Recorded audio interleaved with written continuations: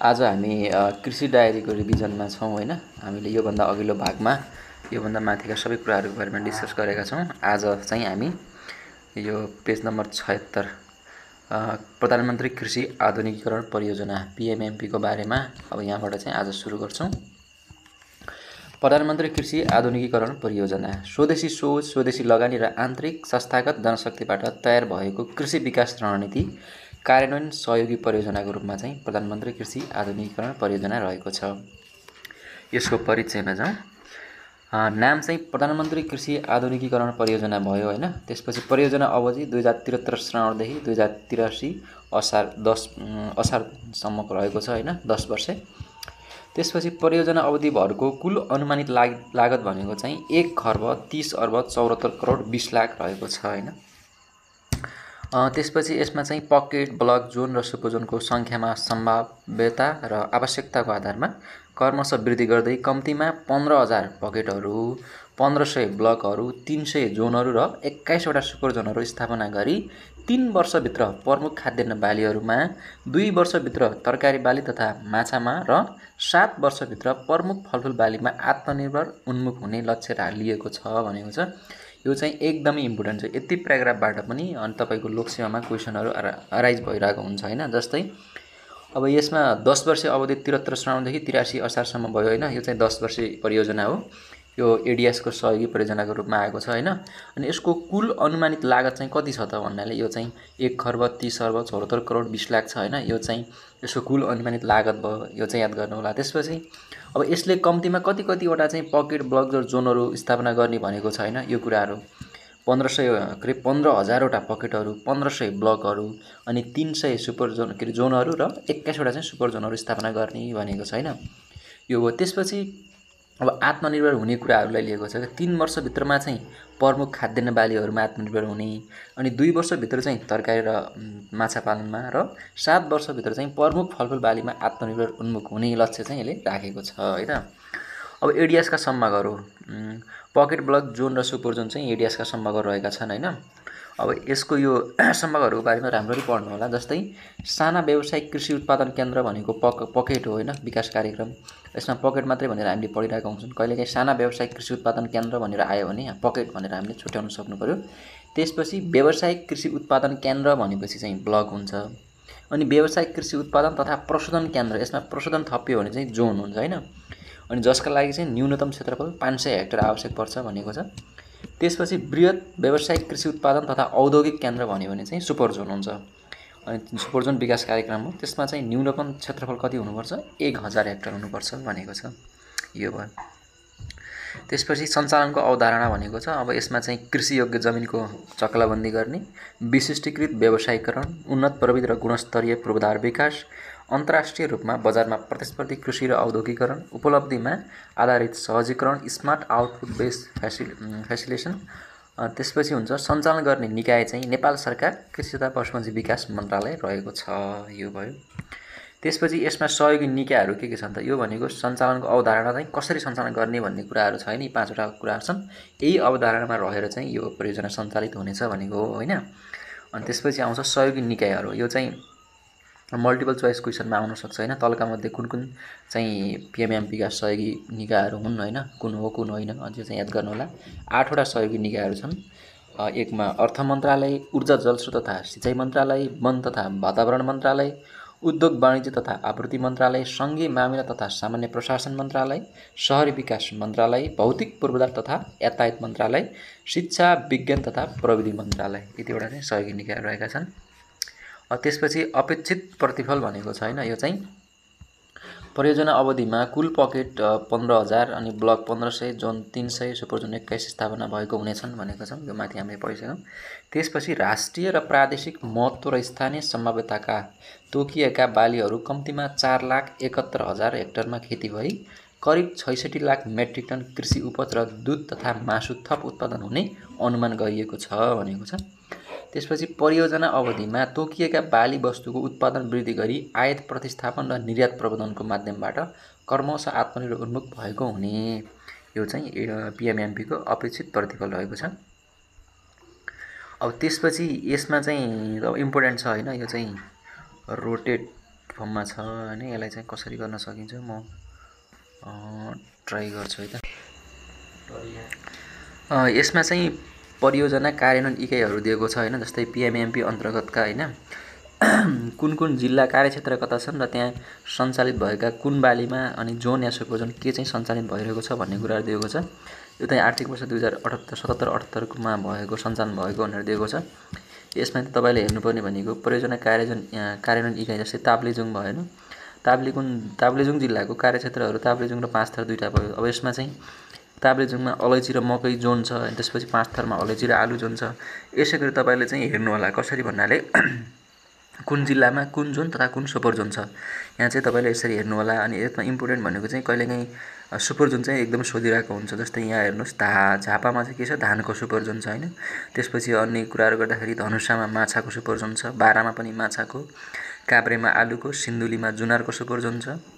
त्यसपछि यो रामेछापमा यो चाहिँ जोनहरू भयो हैन। कास्कीमा तरकारीको सुपर जोन रहेछ, सुन्तलामा के अरे स्याङ्जामा सुन्तलाको सुपर जोन, दाङमा मकै, कपिलवस्तुमा धान, गुल्मीमा कफी र बर्दियामा धानकै सुपर जोन छ हैन। धेरैवटा सुपर जोन रहेछन् धानका। यो कुराहरू तपाईले जोन पनि हेर्न सक्नुहुन्छ हैन। जोन पनि हेर्नु होला। मैले इम्पोर्टेन्ट कुरा भनेर भने यो चाहिँ भिडियो लामो हुन्छ त्यसैले। त्यसपछि अब यहाँ रूपन्देहीमा पनि माछाको सुपर जोन रहेछ, जुम्लामा एकमात्र स्याउको सुपर जोन, कैलालीमा गहुँको र पञ्चरमा धानको सुपर जोन रहेको छ। त्यसपछि डडेलधुरामा आलुको सुपर जोन रहेको छ। यो चाहिँ भयो PMMP को बारेमा हैन। PMMP को तपाईलाई अन्य डकुमेन्टहरु चाहिन्छ भने नेटमा सर्च गरेर हेर्न सक्नुहुन्छ हैन। यो चाहिँ यो अलिकति यो कृषि डायरी 81 को हैन। यसपछि 82 को कृषि डायरी आइसकेको छैन। यसमा केही अपडेट हुनु होला। यसको वेबसाइटमा गएर पनि हेर्न सकिन्छ हैन। यसमा चाहिँ अलिकति पुरानो डेटाहरु छ। अहिले जस्तै सुपर जोनहरु थपिएको छ हैन। त्यो कुराहरु हेर्नु होला। अब हामी कुराकानी गर्छौं कृषि तथा पशुपन्छी तथा जडीबुटी बीमाको बारेमा हैन। बीमाबाट चाहिँ एकदम इम्पोर्टेन्ट क्वेशन चाहिँ एकदमै सोधिरहेको हुन्छ हैन। त्यसै प्रिमियमको कुराहरु आउँछ। त्यसपछि गएर यो कृषि यो बीमा निर्देशिका छ नि, यो निर्देशिका कहिले जारी भयो, त्यसपछि यो कहिले आएको हैन, सर्वप्रथम कहिले भएको देखि लगेर त्यसपछि लागतमा र उत्पादनमा आधारित बीमा कति % हुन्छ, यो चाहिँ एकदमै याद गर्नुपर्ने कुरा छ, रट्नुपर्ने कुरा छ। हामी यसलाई चाहिँ विस्तृत रूपमा पढ्छौं है त। कृषि पशुपन्छी तथा जडीबुटी बीमा ऐन 2079 ले दिएको अधिकार प्रयोग गरी नेपाल बीमा प्राधिकरणले कृषि तथा पशुपन्छी विकास मन्त्रालयको सहयोग र समन्वयमा बाली तथा पशुपन्छी बीमा निर्देशिका 2069 जारी गरी नेपालमा औपचारिक र कानुनी रूपमा कृषि बीमाको सुरुवात गरिएको हो भनेको छ। सर्वप्रथम बाली तथा पशुपन्छी बीमा निर्देशन भनेर निर्देशिका हो। यो चाहिँ 2069 मा आएको, पहिलो चोटी चाहिँ 69 मा आयो। त्यसपछि चाहिँ अब यसमा इम्पोर्टेन्ट कुरा भनेको चाहिँ बाली तथा पशुहरूको बीमा गराउँदा लाग्ने बीमा शुल्कमा प्रिमियम दिने, अनुदान दिने भन्ने छ हैन। यो चाहिँ 80% अनुदान नेपाल सरकारबाट उपलब्ध गराउने व्यवस्था रहेको छ हैन। अब यो चाहिँ अहिले आएर चाहिँ प्रदेश बाइ चाहिँ यो चाहिँ कुरा चाहिँ फरक छ हैन। तपाईको गण्डकी प्रदेशमा हेर्नुहुन्छ भने चाहिँ 100% चाहिँ अनुदान दिने भनिएको थियो हैन। अनि यो कुरा भयो। त्यो प्रदेश बाइ चाहिँ हेर्नु होला हैन। यो के छ। त्यसपछि अहिले हामीले पढ्ने भनेको चाहिँ 2079 को चाहिँ पढ्छौं है त। बीमा निर्देशिका 2079 अन्तर्गतको कुराहरु पढ्ने हामीले। यहाँ भनेको जस्तै 2077 मङ्सिर 15 गतेदेखि बाली तथा पशुपन्छी बीमा निर्देशन 2069 लाई संशोधन गरी कृषि तथा पशुपन्छी बीमा निर्देशिका 2077 लागू गरिएको थियो। त्यसपछि फेरि 2077 मङ्सिर 15 देखि जडीबुटीलाई यस बीमामा समावेश गरिएको छ। हो यहीँनिर एउटा क्वेशन आइज हुन सक्छ। जस्तै जडीबुटीलाई बीमामा कहिले समावेश गरिएको छ भन्यो भने 2077 मङ्सिर 15 देखि जडीबुटीलाई यस बीमामा समावेश गरिएको छ भन्नु पर्यो। पुनः नेपाल बीमा प्राधिकरणद्वारा 2079 श्रावण 1 गते कृषि तथा पशुपन्छी बीमा निर्देशिका 2079 श्रावण 1 गते कृषि तथा पशुपन्छी बीमा निर्देशिका 2077 लाई परिमार्जित गरी कृषि पशुपन्छी तथा जडीबुटी बीमा निर्देशिका 2079 कार्यान्वयनमा ल्याएको छ भनेको छ। अब यो चाहिँ हामीले यही हो हामीले पढ्ने चाहिँ अहिले चाहिँ हामीले कृषि पशुपन्छी तथा जडीबुटी बीमा निर्देशिका 2079 कार्यान्वयनमा भएको छ। त्यसैले यसैको बारेमा पढ्छौं। अब यो चाहिँ बाली तथा पशुपन्छी जडीबुटीमा बीमा गर्ने प्रक्रिया दिएको छ। यो चाहिँ MCQ को लागि मात्रै नभएर रिटर्नको लागि पनि इम्पोर्टेन्ट हुन सक्छ हैन। बीमा कसरी गर्ने यो चाहिँ प्रक्रिया दिएको छ। जस्तै सर्वप्रथम कृषकद्वारा प्रस्ताव फारम भर्ने रे। बीमित भनेको चाहिँ कृषक, बीमित भनेको के कृषक। अनि त्यसपछि कृषकद्वारा सर्वप्रथम आफ्नो बाली, पशुपन्छी, मत्स्य वा जडीबुटीले के को बिमा गराउने हो एकिन गरी बिमा कम्पनीद्वारा उपलब्ध गराइएको प्रस्ताव फारममा सोधिएका प्रश्नहरूको सही उत्तर भरी आवश्यक कागजातहरू संलग्न गरी सो फारम सम्बन्धित बिमा कम्पनी वा सो कम्पनीको बिमा अभिकर्तालाई बुझाउनु पर्नेछ। यो भयो कृषकद्वारा प्रस्ताव फारम भर्ने यो पहिलो चरण हो। त्यसपछि प्रविधिको जाँच सिफारिस पत्र। बीमित कृषकद्वारा पेश गरिएको प्रस्ताव उप मूल्याङ्कन गर्न सम्बन्धित कृषि वा पशु सेवाका प्राविधिकलाई सो प्रस्ताव फारम बिमा कम्पनीले उपलब्ध गराई बिमाको रकम कायम गर्नुपर्नेछ। प्राविधिकले मूल्याङ्कन गर्ने कार्य सहित बिमा गरिने बाली वा पशुपन्छीको 5 वटा स्थिर फोटो र 1 मिनेटको भिडियो क्लिप संलग्न गरी बिमा कम्पनीलाई उपलब्ध गराउनु पर्नेछ भनेको चाहिँ प्रविधिको जाँच हुन्छ हैन। त्यसपछि प्राविधिकले जाँच गरेर सिफारिस पत्र दिन्छ। त्यसपछि बिमा जारी गर्ने कुरा। बीमित कृषकद्वारा पेश गरी सम्बन्धित प्राविधिकद्वारा सो प्रस्ताव उप मूल्याङ्कन गरी दिएको प्राविधिक जाँच सिफारिस पत्र अनुसार कायम भई आएको बिमाङ्क रकमको बिमा लेखमा व्यवस्था भए बमोजिमको बिमा शुल्कको 20% बिमा शुल्क र रु 200 दुर्घटना बिमा बापतको शुल्क तथा टिकट बापत रु 20 बीमित कृषकले बिमा कम्पनीलाई बुझाए पश्चात बिमा जारी हुनेछ भनेको छ हैन।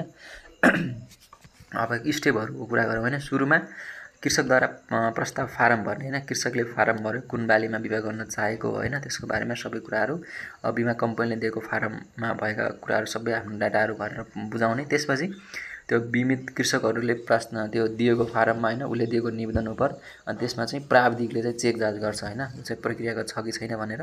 त्यसपछि बिमा रकमहरू एकिङ गर्ने सबै कुराहरू प्राविधिक जाँचमा हुन्छ। त्यसपछि सिफारिस पत्र पाउँछ। त्यसपछि विवाद जारी गर्ने कुरा हुन्छ नि। यहाँ चाहिँ के हुन्छ भन्नाले अब चाहिँ जाँचको सिफारिस पत्र अनुसार अब कायम भइसकेको हुन्छ अनि बिमा रकमको बिमा लेखमा व्यवस्था भए बमोजिमको चाहिँ बिमा शुल्क जस्तै अब 20% जति तिरेर हैन, किनकि 80% चाहिँ प्रिमियम अनुदान सरकारले दिन्छ भनेका छौँ हामीले, यो भयो हैन। त्यसपछि थप 200 दुर्घटना बिमा बापत र 20 रुपैयाँ चाहिँ टिकटको दिइसकेपछि के हुन्छ, बिमा जारी हुनेछ भनेको छ। यो भयो। त्यसपछि अब कृषि पशुपन्छी तथा जडीबुटी बिमाका प्रकार र बिमा शुल्क भनेको छ। यो चाहिँ एकदमै इम्पोर्टेन्ट छ। यो टेबलबाट क्वेसन सोधि नै रहेको हुन्छ। यो टेबललाई चाहिँ हामी सकभर याद गर्ने कोसिस गर्छौँ। नेपाल बिमा प्राधिकरणद्वारा हालसम्म जारी भएका कृषि पशुपन्छी तथा जडीबुटी बिमाका बिमा लेखहरू तालिकामा उल्लेख भए अनुसार रहेका छन्। यसबाहेक अन्य बालीहरूको बिमा लेखहरू नेपाल बिमा प्राधिकरणद्वारा क्रमशः तयार गरी कार्यान्वयनमा ल्याउने क्रम जारी छ भनेको छ। यो चाहिँ अब उत्पादनमा आधारित र लागतमा आधारित बिमा हुन्छ हैन। त्यसमा बिमा शुल्क अब बिमाङ्क रकमकोमा चाहिँ बिमा शुल्क कति प्रतिशत लाग्ने भन्ने हुन्छ। यो चाहिँ एकदमै इम्पोर्टेन्ट हुन्छ। जस्तै बालीको नाम, त्यसपछि त्यो के को कस्तो प्रकारको बिमा गर्ने हो, त उत्पादनमा आधारित हो कि लागतमा आधारित हो कि के हो त्यो, र त्यसपछि कति % बिमा शुल्क लाग्ने, यो कुरा। तरकारी बाली बिमा लेख गर्दाखेरि उत्पादनमा आधारित 7%, तरकारी बाली फेरि लागतमा आधारित चाहिँ 5%। तरकारी बाली उत्पादनमा आधारित, उत्पादन भनेपछि 7%, लागत भनेको चाहिँ 5%। त्यसपछि अन्नबाली बीज वृद्धि चैते धान बिमा लेखको लागि उत्पादनमा आधारित बिमा लेख है त, यो चाहिँ 5%।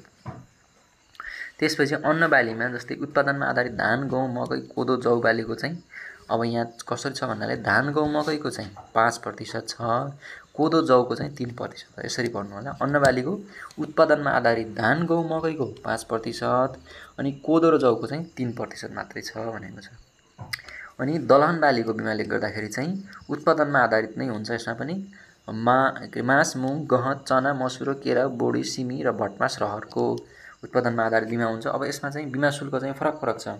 अब सबैभन्दा बढी बिमा शुल्क चाहिँ रहरको 5% छ। अब मास अनि के अरे मुङ र गहतको 3% मात्रै छ। तीनटा दलहन बालीको 3% छ। जस्तै मुङ, मास र गहतको 3% भयो हैन। त्यसपछि चना, मसुरो, केरा, बोडी र सिमी, भटमासको चाहिँ 4% भयो। अब नर्मल्ली चना, मसुरो, केरा, बोडी, सिमी र भटमासको 4% छ हैन।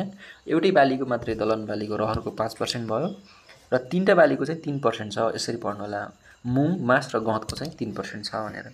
यो भयो। त्यसपछि अब मसला बाली जाउँ। यो चाहिँ उत्पादनमा आधारित हुन्छ। यो चाहिँ तोकेर दिएको छ। जस्तै अदुवाको चाहिँ उत्पादनमा आधारित बिमा भयो भने 7% हुन्छ। त्यसपछि फेरि मसला बालीमै उत्पादनमा आधारित बेसारको फेरि 5% छ है त। यो चाहिँ एकचोटि सोधिसकेको थियो लोकसेवाले। जस्तै उत्पादनमा आधारित अदुवाको बिमा शुल्क कति पर्सेन्ट हुन्छ त्यो भनेर सोधेको थियो। जस्तै 7% भयो हैन। यसैमा फेरि मसला बालीकै उत्पादनमै आधारित बेसारको चाहिँ फेरि फरक छ, 5% छ है त। बेसारको चाहिँ 5% र अदुवाको चाहिँ 7%। त्यसै गरी मसला बालीमा लागतमा आधारित अलैँचीको चाहिँ लागतमा आधारित हुन्छ, जो चाहिँ 5% रहेको छ। त्यसै गरी फलफुल बालीमा लागतमा आधारित हुने भनेको केराको 6.75%। अनि यो चाहिँ सबैभन्दा भिन्न छ हैन। जस्तै अब याद गर्नलाई सजिलो, उत्पादनमा आधारित 5% कसैको 7 होला, यो चाहिँ झुक्किने कन्डिसन हो हैन। अब यो चाहिँ छुट्टै छ, केराको मात्रै 6.75% छ, अरू कसैको छैन हैन। यसरी याद गर्नु होला, केराको लागतमा आधारित हुन्छ, जो चाहिँ 6.75% बिमा शुल्क रहेको छ भनेर। अब त्यसपछि यहाँ हेर्नु त याद गर्नलाई कति सजिलो छ। जस्तै सुन्तला जातको फलफुल, किवी र ड्रागन फलको यी तीनटाको उत्पादनमा आधारित पनि हुन्छ, लागतमा आधारित पनि हुन्छ हैन बिमा। तर बिमा शुल्क कति छ? सबैको 5% छ। यसरी हेर्नु होला, सुन्तला, किवी र ड्रागन फल, ओरेन्ज, किवी र ड्रागन, अनि ओरेन्जको ओ, किवीको के र ड्रागनको डी, ओकेडी, ओके डियर भनेर पढ्न सक्नुहुन्छ। ओकेडी यो तीनटाको चाहिँ उत्पादनमा आधारित पनि 5%, लागतमा आधारित पनि 5% नै बिमा शुल्क लाग्छ भनेर चाहिँ याद गर्नु होला। ओके डियर, ओरेन्ज, किवी र ड्रागन फ्रुटको। त्यसपछि मौसम सूचकाङ्क बिमा लेखा भनेको छ, यो चाहिँ स्याउको। यो चाहिँ मौसम सूचकाङ्क बिमा लेख भनेर स्याउको छ हैन। यो चाहिँ उत्पादनमा आधारित, जो चाहिँ 8% छ। यो 8% पनि सायद अरू कुनै बालीको पनि छैन, यो एकदमै धेरै स्याउ बालीमा र मौसम सूचकाङ्कको आधारमा छुट्टै प्रकारको भयो नि त यो, जो चाहिँ उत्पादनमा आधारित 8% चाहिँ रहेको छ भनेर पढ्ने हैन। अनि यो यहाँ थप एक्स्ट्रा पनि छ, 8% भयो। त्यसपछि असिनाबाट रक्षाकरण गर्नका लागि अतिरिक्त 1% लाग्ने कुरा। त्यसपछि हालसम्म यो बिमा लेख शिखर इन्सुरेन्सबाट मात्र जारी भइरहेको हो, यो कुरा पनि हेर्नु होला। त्यसपछि आउँछ ओखरमा। यहाँ पनि सेम कन्डिसन छ। जस्तै यो याद गर्न सजिलो, ओखर, आँप र स्याउमा, वालनट, म्याङ्गो र एप्पलमा चाहिँ कसरी छ भने चाहिँ उत्पादनमा आधारित र लागतमा आधारित दुईटामा छ हैन। अनि लागतमा आधारित 5%, उत्पादनमा 7%। यो चाहिँ यस्तो छ, ओखरमा, आँपमा र स्याउमा लागत र उत्पादन दुईटैमा आधारित बिमा हुने हैन। तर लागतमा 5, उत्पादनमा 7, त्यो तीनटैको चाहिँ सेम छ। यो यसरी पढ्नु होला। त्यसपछि उक्खु बालीको चाहिँ लागतमा आधारित 5% भयो। चियाको चाहिँ लागत र उत्पादन दुईटैमा आधारित 5% भयो। अनि कफीको पनि लागतमा आधारित पनि 5% र उत्पादनमा पनि 5% रहेको छ। अनि त्यसपछि च्याउ बालीको चाहिँ लागतमा मात्रै 5%। पशुधन बिमा लेख, गाई भैँसीको लागतमा आधारित 5%। पन्छी बिमा लेख लागतमा आधारित ब्रोइलर कुखुराको चाहिँ 1.25% छ। अनि त्यसपछि गएर पन्छी बिमा लेखमा लागतमा आधारित छ, यो त्यो लेयर्स भयो, प्यारेन्ट, हाँस, टर्की, यो भनेको चाहिँ 5%। यो चाहिँ के भन्छ, यो पशु क्षेत्रको भयो, भेटनेरी क्षेत्रको। सायद हामीलाई नसोध्ला हैन, तैपनि यसमा दिएको सरस्वती हेर्नु होला। त्यसपछि मौरीको छ लागतमा आधारित, जुन 5% मात्रै हुन्छ। अनि पन्छीमा कालिज बिमा लेखा लागतमा आधारित 2 देखि 5% सम्म छ। टिमुर खेती लागत र उत्पादनमा आधारित दुईटैमा आधारित हुन्छ, 3% लागतमा आधारित र उत्पादनमा आधारित 5% रहेको छ। त्यसपछि मेन्था, यो चाहिँ कच्चा पदार्थमा 4% प्रतिबाली र सुगन्धित तेल उत्पादनमा 5% रहेको छ। यो पनि उत्पादनमा आधारित हो। अनि त्यसपछि गएर घाँसे बालीको छ, यो हेर्नु होला, खासै इम्पोर्टेन्ट छैन। त्यसपछि यो अहिले नयाँ आएको यो इम्पोर्टेन्ट छ, सूचकाङ्क आधारित बाढी बिमा लेखका वर्ष धानको चाहिँ हैन। यो चाहिँ सूचकाङ्कमा आधारित छ। बाढी बिमा लेख वर्ष धानको उत्पादनमा आधारित छ, जुन चाहिँ उत्पादनमा 5% चाहिँ प्रतिबाली बिमा शुल्क चाहिँ तोकिएको छ। अनि यहाँ चाहिँ सगरमाथा लुम्बिनी इन्सुरेन्स कम्पनीबाट मात्र भजनी नगरपालिका कैलालीको नदी प्रभावित क्षेत्रमा बिमा लेखा जारी गर्ने, बिमा शुल्कमा अनुदान नरहेको भनेको छ। यो चाहिँ विशेष कन्डिसन भयो नि, चाहिँ कैलाली जिल्लाको लागि मात्रै रहेछ। त्यसपछि आउँछ मौसम सूचकाङ्क बिमा लेखा धान बालीकै फेरि उत्पादनमा आधारित छ। यो चाहिँ 7% प्रतिबाली छ। यसमा पनि शिखर इन्सुरेन्स कम्पनीबाट मात्रै र कर्णाली नदी बहाव क्षेत्र वरिपरि खेतीयोग्य जमिनमा बर्दिया जिल्ला तथा कैलाली जिल्ला गोदावरी नगरपालिका स्थित खुटिया खोलाको बहाव क्षेत्र वरिपरि खेतीयोग्य जमिनमा लगाइएको धान बालीका लागि चाहिँ यो छुट्टै मौसम सूचकाङ्क बिमा लेख, जुन चाहिँ उत्पादनमा आधारित छ र 7% बिमा शुल्क रहेको छ, यो भनेर हेर्नु होला। त्यसपछि आउँछ यो चाहिँ भयो टेबल छ, यो चाहिँ टेबल इम्पोर्टेन्ट छ। यसमा भएको कुराहरू हेर्नु होला, कुन बाली के आधारमा बिमा हुन्छ र कति % बिमा शुल्क लाग्छ भनेर। त्यसपछि अब हामी यहाँ हेर्छौँ के छ, अभिकर्ता मार्फत बिमा गराएमा कुल बिमा शुल्कको 10% कमिसन अभिकर्ताले प्राप्त गर्दछ भने सदस्य संस्था मार्फत बिमा भएमा कुल बिमा शुल्कको 5% संस्थागत छुट दिने व्यवस्था रहेको छ भनेर छ हैन। यो चाहिँ इम्पोर्टेन्ट छ, यो हेर्नु होला। जस्तै कुल बिमा शुल्कको 10% चाहिँ कमिसन अभिकर्ताले प्राप्त गर्दछ। त्यसपछि यदि हामीले हैन बिमा के अरे कसो भने सदस्य संस्था मार्फत बिमा भएमा कुल बिमा शुल्कको 5% संस्थागत छुट हुने। त्यसपछि गएर प्राविधिक जाँच सिफारिस गरेमा बिमा शुल्कको 5% पारिश्रमिक प्राप्त गर्ने गर्दछन्। यो चाहिँ प्राविधिक जाँच सिफारिस गरेबापत कुल बिमा शुल्कको 5% चाहिँ पारिश्रमिक प्राप्त गर्ने गर्दछन्। अभिकर्ताको कमिसन र प्राविधिकको पारिश्रमिक नियमअनुसार कर कट्टी गरी सम्बन्धित बिमा कम्पनीलाई उपलब्ध गराउनु पर्नेछ भनेको छ। यो सुरक्षा हुने बालीको क्षेत्रफल भनेको जस्तै हो, यो चाहिँ एकदमै इम्पोर्टेन्ट छ। न्यूनतम क्षेत्रफल चाहिँ कति हुनुपर्छ बिमा गर्नका लागि त? बालीहरूको बिमा गर्दा न्यूनतम क्षेत्रफल पहाडमा 4 आना है, तराईमा चाहिँ आधा कट्ठा चाहिँ अनिवार्य हुनुपर्ने छ भनेको छ। यो चाहिँ न्यूनतम क्षेत्रफल हो। योभन्दा कम भयो भने बिमा हुँदैन। पहाडका लागि 4 आना र तराईका लागि आधा कट्ठा जमिन चाहिँ हुनुपर्ने छ। अब संरक्षण हुने बाली तथा संरक्षण राखे सायद संरक्षण हुनुपर्ने संरक्षण हुने बाली तथा पशुपन्छीको लागत बिमाको रकम भनेको छ। अब यसमा चाहिँ पन्छीहरू बिमाको रकम तपसिल अनुसार हुनेछ भनेको छ। यो खासै इम्पोर्टेन्ट जस्तो लाग्दैन। यसमा के छ र, बिमाङ्क कायम गर्दा बिमा लेखमा उल्लेख भएको हकमा बिमा लेख बमोजिम र अन्य हकमा बजार मूल्य, बीजक मूल्य र स्थानीय चलन चल्तीको मूल्यलाई आधार लिई आपसी सहमतिको आधारमा कायम गर्नुपर्नेछ। लागतको आधारमा हुने बालीहरूको बिमा कृषि तथा पशुपन्छी विकास मन्त्रालयले उपलब्ध गराएको लागतको अधीनमा बिमाङ्क रकम कायम हुनेछ। यसमा अतिरिक्त बाली तथा पशुधन बिमा कोष व्यवस्थापन समितिले गरेको निर्णयलाई बिमाङ्क रकम कायम गर्ने आधारका रूपमा लिनुपर्छ भनेको छ। यो खासै इम्पोर्टेन्ट छैन जस्तो लाग्छ। त्यसपछि यो पशुधनको बारेमा छ। यो चाहिँ उमेरहरू कति पुग्ने के भन्ने कुरा छ। यो कृषितर्फ सायद खासै नसोध्ला। क्षति दाबी गर्ने अवस्था भनेको चाहिँ यहाँ भन्दा नि यो बिमा रक्षाकरण गर्ने जोखिमहरू, यो चाहिँ इम्पोर्टेन्ट छ हैन। यो चाहिँ रिटर्नमा पनि काम लाग्न सक्छ तपाईँलाई। जस्तै बिमा रक्षाकरण गर्ने जोखिमहरू हैन, देयका कुनै पनि कारणबाट धान बाली, तरकारी, फलफुल, आलु, पशुपन्छी र माछा बिमा अवधिभित्र हानि नोक्सानी भएमा बिमकले बिमाको रकमको 90% रकम बिमितलाई भुक्तानी गर्नेछ भनेको छ हैन। यिनी कारणहरूले यदि नोक्सानी भएमा, क्षति भएमा 90% चाहिँ किसानले भुक्तानी पाउनेछ भनेको छ। जस्तै आगलागी वा चट्याङ परेमा, अनि भूकम्प, बाढी, डुबान, खडेरीमा, पहिरो, भूस्खलन, आँधीबेहरी, असिना, हिउँ वा तुषारो, आकस्मिक दुर्घटनाजन्य बाहिरी कारणहरू, जङ्गली जनावरको नोक्सान गरेकोमा समेत, त्यसपछि किरा तथा रोगबाट हुने हानि नोक्सानी, बिमा लेखमा व्यवस्था भए बमोजिम अन्य जोखिमहरूबाट पनि यदि क्षति भएमा चाहिँ त्यही हामीले भुक्तानी पाउनेछ किसानले भनेको छ। यसमा चाहिँ एउटा क्वेसन सोधिरहेको हुन्छ, कति प्रतिशत भुक्तानी पाउने भनेको छ। बिमितमा किसानले चाहिँ हानि नोक्सानी भएमा 90% भुक्तानी पाउनेछ। र अनि कुन कारणले चाहिँ रक्षाकरण गर्ने जोखिम गर्ने कारणहरू के छन् हैन, यदि के भयो भने चाहिँ बिमा भुक्तानी पाउँछ भन्ने चाहिँ यी कारणहरू चाहिँ पढ्नु होला। तलका मध्ये कुन हुन् या कुन होइनन् भनेर चाहिँ एक्जाममा सोध्न सक्छ। दाबी सम्बन्धी प्रक्रिया छ। अब यसमा चाहिँ इम्पोर्टेन्ट कुरा छ। जस्तै अब 7 दिनभित्र चाहिँ गरिसक्नुपर्ने र 15 दिनभित्र गरिसक्नुपर्ने कस्तो कन्डिसनमा भन्ने क्वेसन चाहिँ एक्चुअली सोधेको थियो। अब यसमा हेरौँ डिटेलमा। बिमा गरेको बाली, पशुपन्छी, माछा लगायतका वस्तुहरूमा बिमा लेखले रक्षाकरण गरेका जोखिमहरूले क्षति पुर्याएमा तत्काल टेलिफोन मार्फत बिमा कम्पनीलाई जानकारी दिनुपर्ने छ। साथै बिमा कम्पनीको सम्बन्धित नम्बरमा SMS समेत अनिवार्य रूपमा पठाउनु पर्नेछ।